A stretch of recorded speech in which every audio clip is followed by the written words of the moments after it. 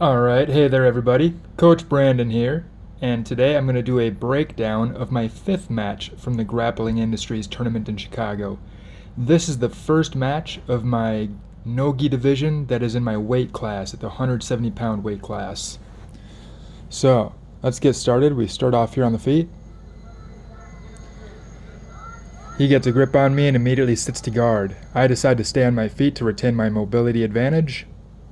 Now, one of the first things that I like to do when I pass guard is I like to control the ankles with my hands. A lot of times people will go to the knees immediately, but then people can lock in De La Riva hooks, reverse De La Rivas, and spiders and lassos and such with the feet. So one of the first things I like to do is control the ankles so I have a direct control of the feet. When I have a control of the ankles, he cannot make a De La Riva hook, reverse De La Riva hook, a lasso, or a spider, or entangle me in any other meaningful way. So I typically like to start off with ankle control. Now here, my opponent is choosing to play a seated guard. One good thing you can do against a person who's choosing to play seated guard is control their head. Understand that that's the weakness of seated guard, is that the opponent's head is closer to you. It's elevated and closer, so it becomes easier to control the head and use that to try to pass. So I'm controlling the head here with my right hand. I'm controlling the ankle here with my left hand. I immediately tried to take a step to my right, and he was defending, so then I decided to go to my left. I used some side-to-side pressure where I attempt to pass on one side, and when he defends, then I try to pass on the other side. That side-to-side pressure is very difficult for a person on bottom to deal with. So you're definitely going to want to get good at passing the guard on both sides of the body. He defends well.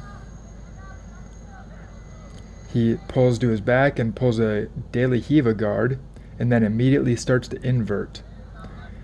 Now it looks here to me like he's trying to go into some sort of ashigarami. It's going to be hard because both my knees are on the floor. He needs to elevate me if he wants to get into ashigarami. But what he's done is he's shown his hand. He's shown me that he likes and prefers the ashigarami. So now, from this moment on, I'm going to start being a little more wary about my legs. He wasn't able to get my knees off the floor, so he goes back to a seated position. In a seated position, you once again see me controlling the ankle with one hand and the head with the other. I'm looking for a guillotine, a chin strap here. But he's playing a single leg game here where he has a single arm grip on my lower leg. It's a good way to work a single leg. You can see that as I came down to the mat, he also freed his head out of my guillotine, out of the chin strap. So he's going to come up, he's going to start elevating this leg. He has me off balance. Now I'm on my right hand and my right knee, and my left leg and my left arm are off the floor. So when he drives into me, I'm going to get thrown over to my butt, and he actually scores a sweep off of that. Now I didn't fight the sweep too hard because I didn't want to do anything stupid that would expose either my back or my legs or anything like that. So I conservatively sit to my butt so I don't expose any of my limbs or my neck to any submissions, and I don't expose my back to him. So I take the conservative route and I give him the sweep. Now he's playing from his feet. I choose to use a collar tie. As he drops to his knees and comes into a body lock pass, that's a good time for me to snap into a front headlock here. So I'm snapping into a right-handed front headlock for a guillotine. He defends well. So now I'm going over the arms. I'm going to try a hook sweep, but it's not going to work. He has his hands planted on the floor, so the hook sweep's not going to work. Okay, his head pops out. So now what I'm going to do, I already have the overhook for my hook sweep attempt, so I have an overhook with my left arm, and my right arm is going to attempt to take the inside wrist grip. Now I'm going to try to use the inside wrist grip to take his arm out and away from the center line over here so that I can go into a trap triangle, just like we looked at from the closed guard chapter. Now, even though this isn't closed guard, you see I still have a butterfly guard in. Doesn't matter. If I can force his hand out wide to the outside, and I can thread my leg through for the triangle. I can get to the trap triangle. But my opponent knows this. So what he's going to do, he's going to keep his hand in tight. He's not going to let me push that hand out and away. See how he's keeping it nice and tight to the body? He's keeping his elbow in tight. He's not letting me win with that inside wrist grip. So what I'm going to do is I'm going to play a dilemma between taking his arm out and away from the center line and taking his arm in toward the center line. So I go from an inside wrist grip. An inside grip allows me to take the wrist out and away. And I'm going to move to an outside grip, which allows me to drive the hand in toward the center, which will also allow me to go into the triangle, but this time I go over or around the arm. So with the inside wrist grip, I would have gone underneath or inside the arm, and on an outside wrist grip, I shove his hand to the middle, and then I go over his arm or on the outside of the arm. There I have the outside wrist grip, stuffing the wrist into the center. I pulled his hand off of my shin, and I throw my leg up and over the arm with my outside wrist grip, and I'm able to establish a trap triangle here. Now, because of the immediate angle of the trap triangle, I take this scoop grip and I start to lock an opposite triangle, a triangle that's locked on the opposite side from where it normally is locked. Normally, triangles are locked here on the side of the arm that's in. But because of my angle on this one, I'm going to lock my legs up here on the side of the head. Now I can choke with this triangle, but this is not a good angle for choking. I kind of blundered this a little bit. I should invert a little bit more so that I can take my left knee in underneath of my opponent's chest. With my knee on the outside of the body here, it's not a very strong choking position. I shouldn't be able to choke anybody good from there. So what I'm going to do is I'm going to pull on that scoop grip as I extend my body, and I force him up and over into a sweep. I'll show that again really quick. So here I hold this leg in tight, and I have this arm trapped, so he has no base over here on this side of the body. So what I'm going to do is I'm going to post off my shoulder, and I'm going to drive my hips and extend my body and drive my hips to pull his head on this side where he has no base. And he falls.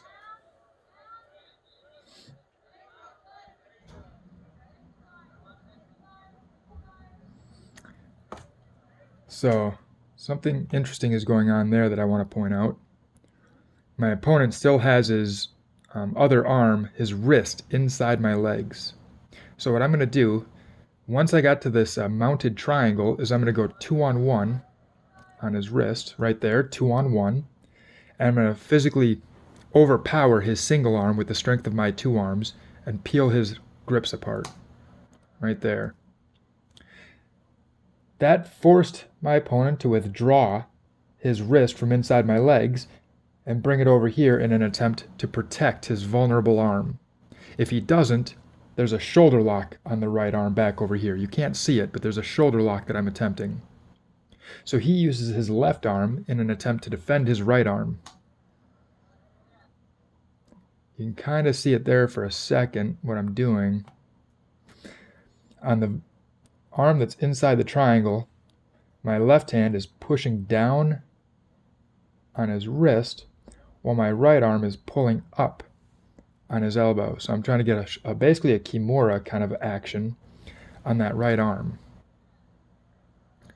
He bucks and forces me to let go of his arm, so I have to base, so that was good for him. That made it so I can no longer apply finishing pressure on that shoulder. And I'm trying to retain the angle. I want to get a sharper angle so I can get my knee in on his chest, like I talked about. If I can get my knee inside, or I guess in this case it would be on top of his chest, from underneath, when I'm in guard, I guess my knee goes underneath the chest. But here I want to get my knee in front of his chest. Whether he's belly up or belly down, I want to get my knee in front of the chest. So I'm using my left hand here on the thigh and leg, as well as a posted hand on the floor, to try to shift my hips So I can move my hips to the right, and I can pull my knee to my left and get my knee on top of his chest, or in front of his chest. In doing so, I lost balance and he rolled me back to the top position. I'm just going to do the same thing I did before, where I take a tight scoop grip and I tip him back over, and I give a good squeeze with my legs, and he gives up and submits at that moment there.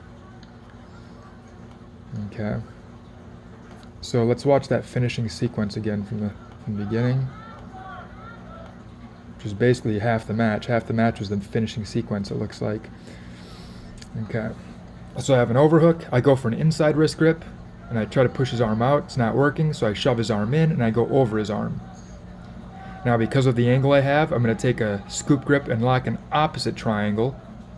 And now, because I have both limbs controlled on one side of the body, I'm going to do a back roll as I extend my body and sweep him over that side. Now I'm going to use 2-on-1 to try to overpower his vulnerable arm to go into a shoulder lock. Right here, he withdraws his hand to defend. And then he bucks, so I can't finish the shoulder lock. So now I'm going to get an angle to try to finish a choke. He rolls back to the top. I keep cutting an angle. I control limbs on both sides of the body, and I hit that same back roll. I give a squeeze, and there's the finish. All right.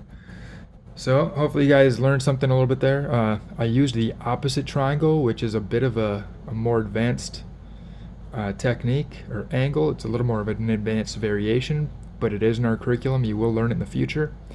We also saw how rather than the inside wrist grip, I can use an outside wrist grip to set up my trap triangle. And that as well will be in our curriculum in the future when we take 2 months to study triangle chokes. We'll look at a number of entries and finishes for the triangle there.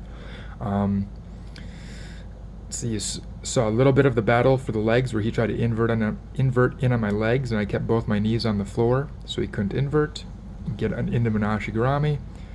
But yeah, the big things here I think were when my opponent's playing seated guard, I like to control the head. When I'm passing guard, I like to start off by controlling the ankles so they can't hook into me. That's huge. Okay, that's a huge lesson, so make sure you guys write that down or make a note of that. Remember that back here, when he is playing guard, I recommend controlling the ankles as much as possible when you're trying to pass guard. If he's playing from a seated position, controlling the head is a good thing to do as well. He tried to invert right here, going into an Ashigarami. I kept my knees on the floor. It didn't work. So he goes back to playing a seated guard, and he ends up hooking a single leg and coming up from the single leg, putting me in bottom position. From there, I snap on a guillotine. It doesn't work. I try for a hook sweep. That doesn't work. And so I go into a triangle. That's an important lesson too, guys, is stringing your attacks together. Notice I did not get the first attack I went for. First thing I went for was this guillotine here. Guillotine failed into a single leg. I went for a guillotine again.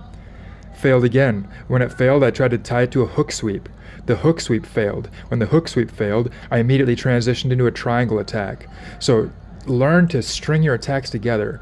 Don't try one attack and be done, okay? You have to learn, when you meet failure with one technique, look at how you're positioned and how your opponent's positioned and try to decide what the next best attack is going to be. And then go right into the next attack. Don't reset. Don't give your opponent a chance to breathe.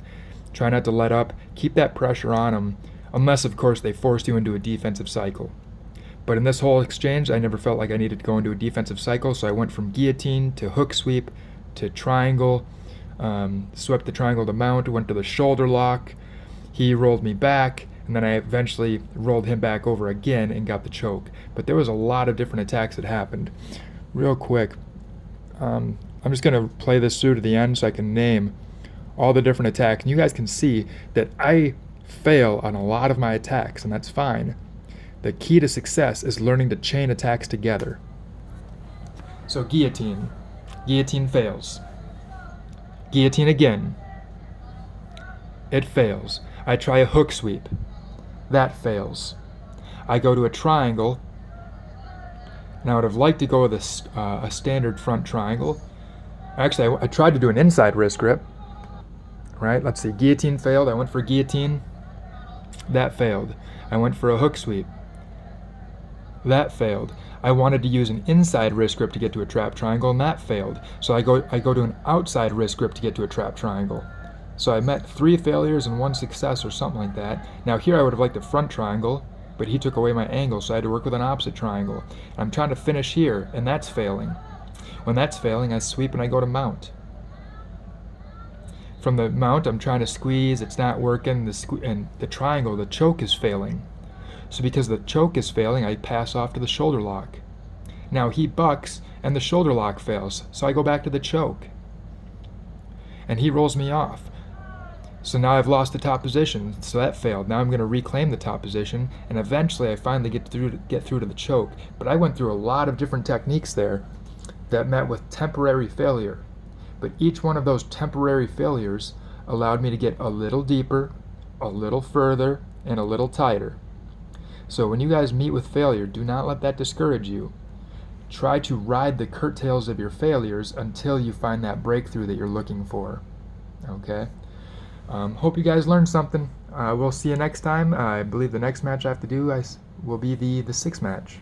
So I'll get to that here hopefully soon. Thanks, guys.